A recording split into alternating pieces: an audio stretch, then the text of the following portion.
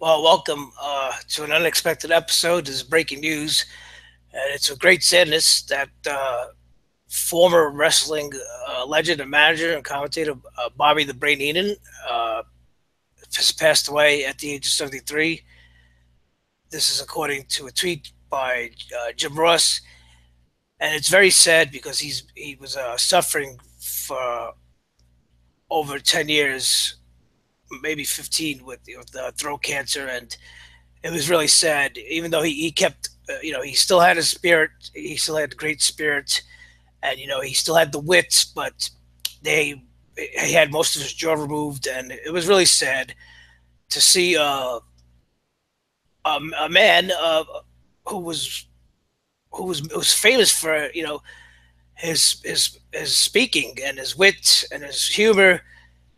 Uh, to have that taken away from him, but he has nothing to be ashamed of, or he still had that. Like I said, he still had that wit, and he was still there. Just he just couldn't speak.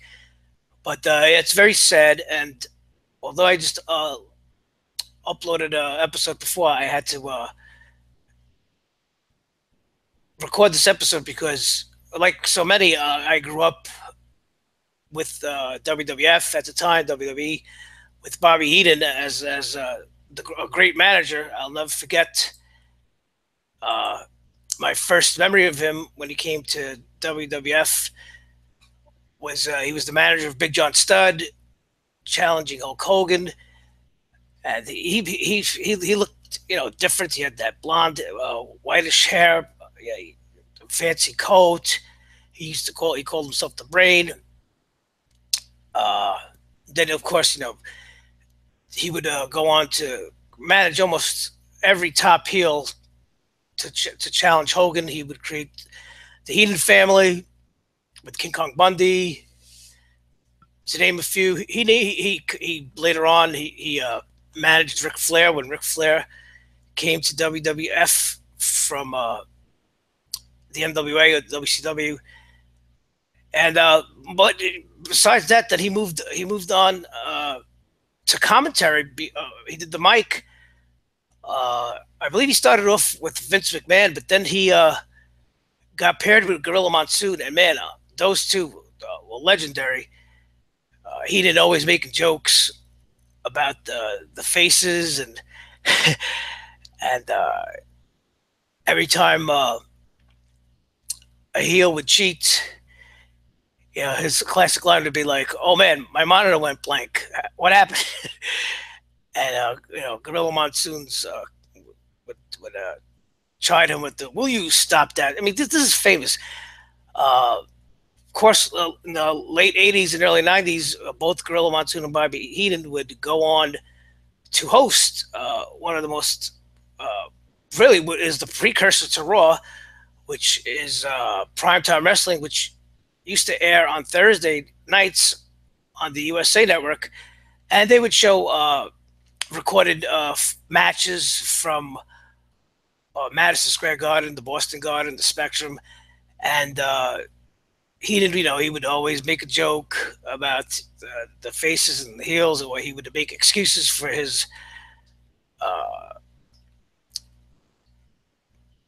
his shortcomings. But it was great. And then if you have the WWE Network or even on YouTube, go look up Primetime Wrestling with Bobby Heenan and Gorilla Monsoon. Classic. And let me tell you, Bobby Heenan, uh, he could have been on TV. He was that funny. Just like I said, go on YouTube and search for Bobby Heenan, Bob Costas, Bobby Heenan, Dennis Miller. He had these guys laughing. He was a riot. Rumor has it he did have ambitions to he wanted to branch out to Hollywood or do something.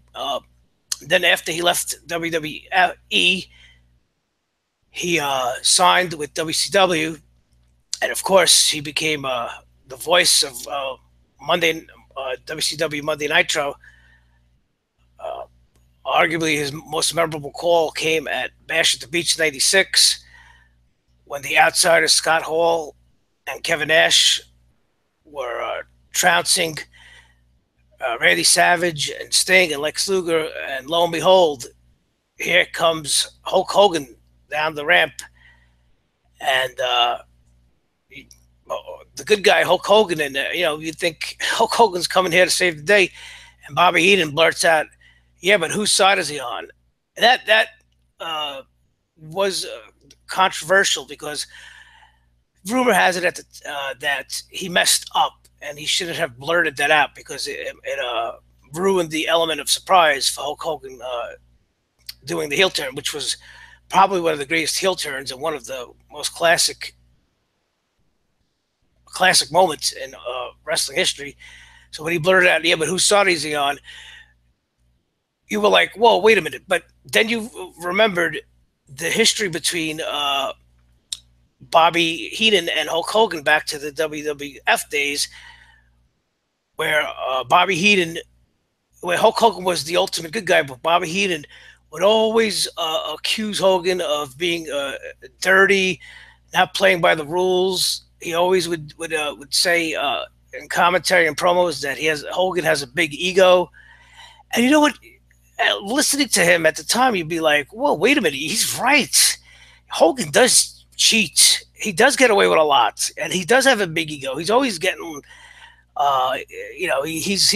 Hogan was favored, and but that's why when he did make that comment, I bashed at the beach in '86 when he said, "Yeah, but whose side is he on?" You thought, Heenan was just continuing the role of him being a heel, not trusting Hogan, but oh boy, was he right all along, kayfabe wise. Hogan,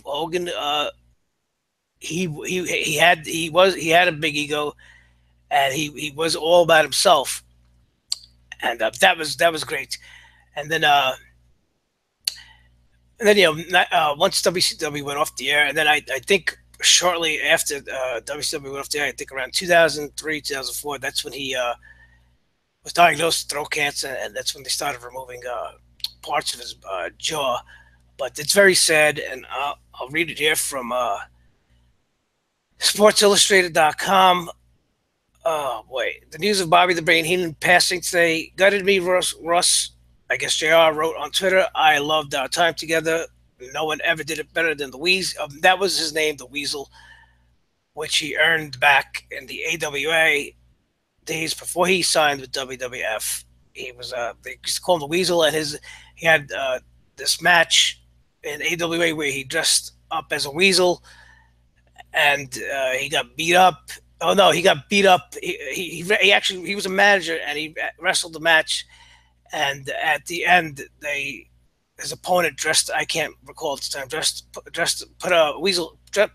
him up in a weasel's costume, and it was hilarious because he was chasing his tail, and I think he would do that again in WWF, and and that's another thing.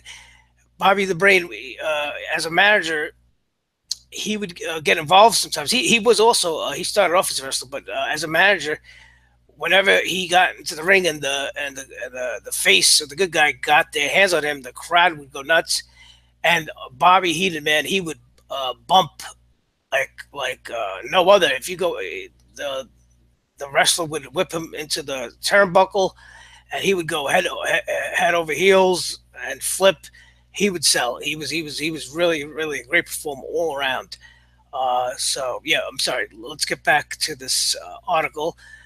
So, of course, the WWE confirmed Heenan's death and issued the following statement. I'm sure tonight on the September 18th episode of Raw, they'll have a big tribute for him, or at least they will definitely acknowledge it, and probably have talent give their take and memories on him. So WWE said and to learn that WWE Hall of Famer Bobby Heenan, regarded by many as the greatest manager in sports entertainment history, passed away at the age of 73. Yeah, he was the greatest manager. But like I said, he all around great performer because he also was a commentator. So with the career spanning more than 4 decades, Bobby Heenan was the brain behind some of the most prolific superstars in sports entertainment history. Heenan piled his trade as the mischievous manager by running his mouth on behalf with a sarcastic wit considered among the best in business. And of course, who could forget when he showed up on Piper's Pit to confront Hulk Hogan with Andre the Giant. Wow.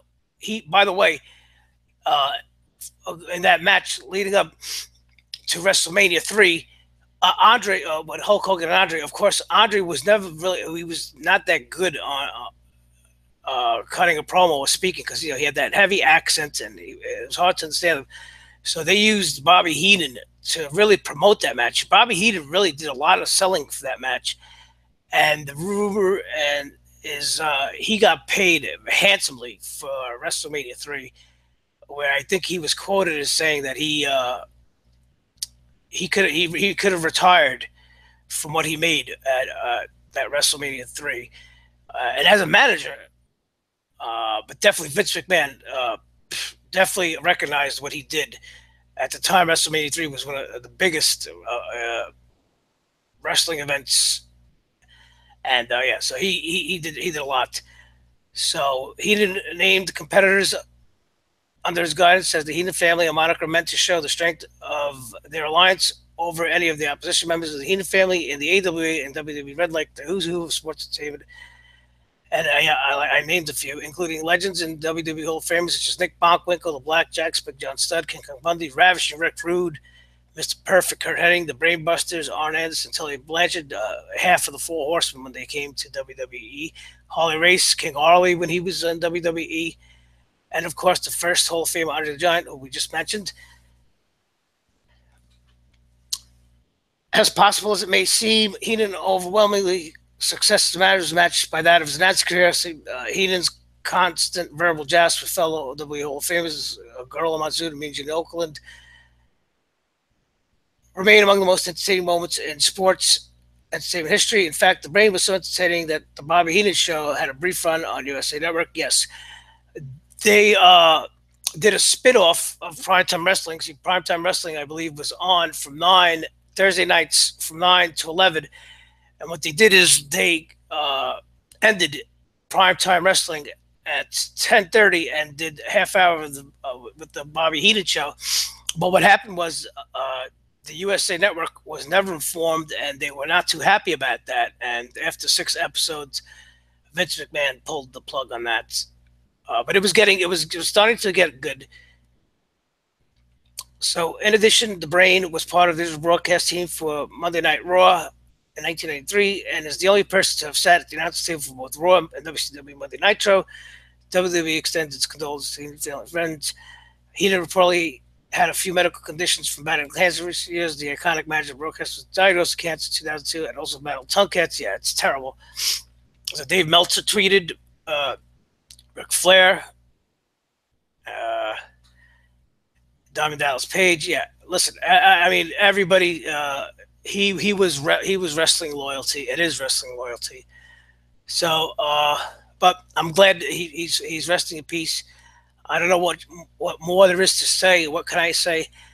But hats off to you, and thank you for watching. And I'll talk to you later.